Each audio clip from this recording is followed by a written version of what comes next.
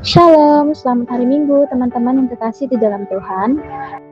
Bersyukur kepada Tuhan karena pada hari ini kita dapat kembali berkumpul dalam persekutuan SBP Sunday.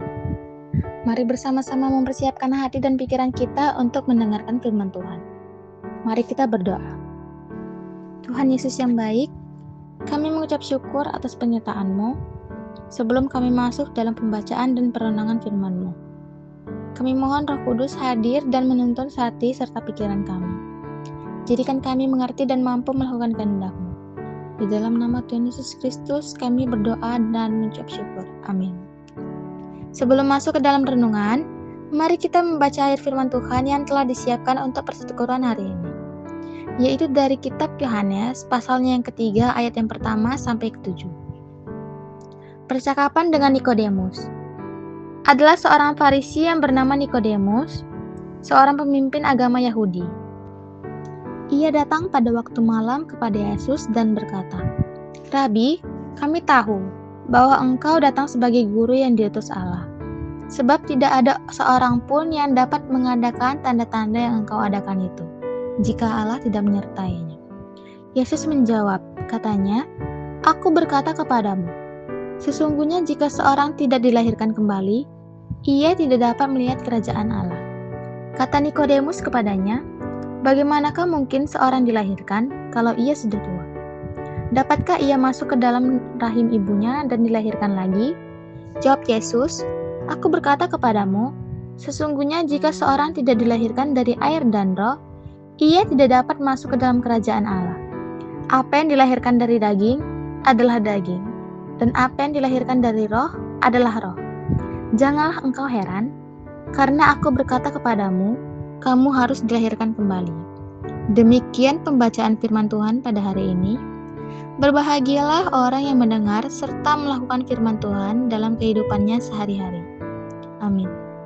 Judul perikop renungan kita pada hari ini adalah Naik Tingkat dengan Hidup Baru dan Cara Baru.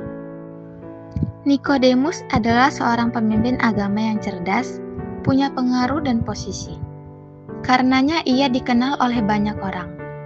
Namun, ketika berjumpa dengan Yesus, ia menyadari ada yang kosong di dalam dirinya.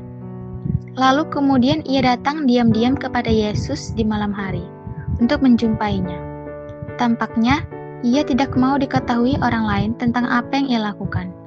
Namun, tindakannya memperlihatkan bahwa orang sepertinya pun masih tetap mencari apa itu kebenaran. Dalam perjumpaan dan dialog dengan Yesus, Yesus menjawab pertanyaan Nikodemus dengan mengatakan, seseorang harus dilahirkan kembali. Tentu Nikodemus heran, karena konsep lahir yang ia pahami adalah kelahiran secara biologis, sehingga pernyataan Yesus baginya tidak masuk akal. Pernyataan Yesus membingungkan dan juga mungkin membingungkan bagi kita. Dalam pernyataannya, Yesus ingin mengatakan bahwa yang dibutuhkan oleh manusia yang sedang mencari arti hidup yaitu dengan mengalami transformasi total dalam tuntunan Roh Kudus. Sebagai orang muda, kita masih dalam proses untuk mencari tahu makna hidup dan arti kebenaran yang Yesus katakan kepada kita, yakni kita harus lahir baru. Menemukan kembali makna hidup hanya dapat dilakukan ketika kita mau katakan, biar Roh Tuhan saja yang menuntun dan mengubahkan. Roh Tuhan itu yang akan menolong kita untuk tidak lagi hidup dengan pola pikir yang lama atau berpusat pada ego sendiri. Dengan hidup baru yang dituntun oleh Roh Kudus, maka segala keputusan, kebiasaan, dan nilai-nilai yang kita pegang perlahan juga akan diubahkan. Di Minggu Prapaskah 1 ini, kita diingatkan untuk terus merenungkan cara hidup kita sebagai orang muda. Hidup yang telah ditebus oleh Kristus, kiranya dapat dipakai untuk kemuliaan bagi namanya. Demikian pembacaan SBP Sunday pada hari ini. Baik, mari kita menutup renungan ini dalam doa. Tuhan Yesus, terima kasih atas firman yang telah kami dengar. Kiranya firman ini menjadi kekuatan, penghiburan, dan perubahan bagi kami dalam menjalani hari-hari kami. Ajarilah kami untuk menjadi pelaku firman-Mu.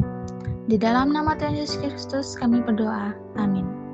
Sekian SBP Sunday pada hari ini. Shalom, Tuhan Yesus memberkati kita semua. Selamat melanjutkan ibadah dan aktivitas berikut.